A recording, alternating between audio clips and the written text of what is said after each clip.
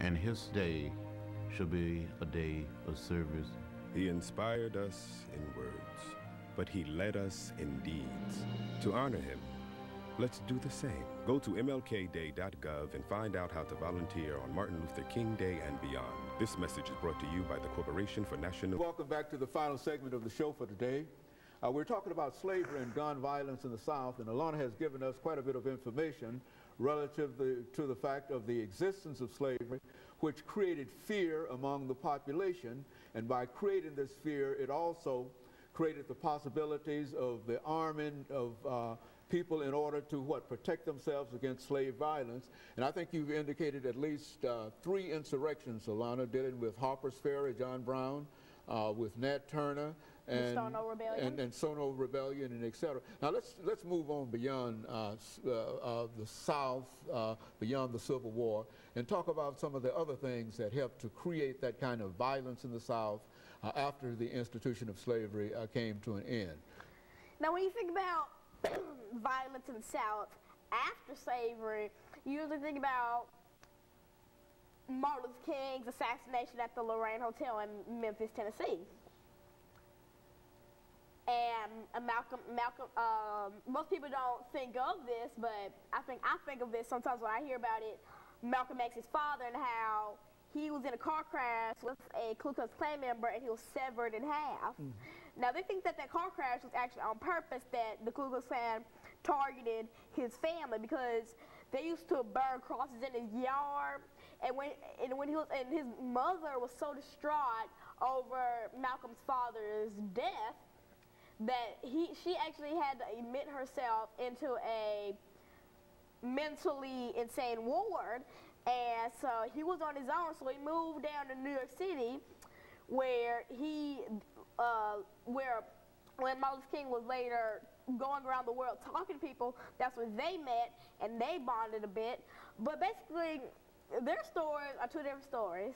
Now, when you go to Martin Luther King, you think how he had peaceful protests. He did everything the way the Lord wanted him to do it. He did it calmly, no gun violence. Now, Malcolm X, he was the exact opposite. He did things with violence. He yelled. He fought for what he wanted. Now, Martin Luther King was so much more calm. And when you think about them, some people don't notice it right away, but they were doing the same things, but in different ways. That's how John Brown and Nat Turner were. They were doing the same. Now they were doing the same thing, but for a little bit of different reasons. So basically, when you think about them, that's what you think about, their similarities.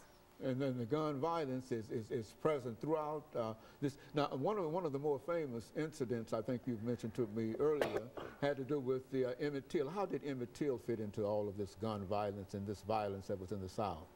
Well, Emmett Till was a young boy when he was kidnapped from his Mississippi home, where the Ku Klux Klan pistol whipped him, gouged out his eyes, completely did so much to him, all because he allegedly flirted to a white woman when she asked him to.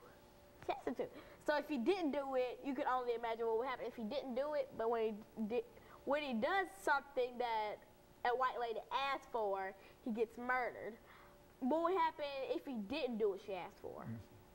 And so, Emmett Till, Martin Luther King, Malcolm X, all of this violence that persisted during the institution of slavery, all pointed to the fact that many people in the South felt that there was a need for weapons and a need for guns, and not only against slaves, but against other whites who might also be willing to overthrow slavery. And I think you mentioned 2 of them. Tell me about something about John Brown. I think you mentioned him quite prominently in dealing with this.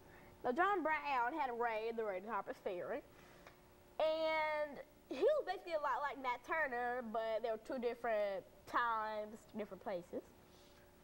Now, his raid was the same thing as Nat Turner, yet he was like, well, we're going to attack on Harper's Ferry, kill these slave owners, but there's a catch.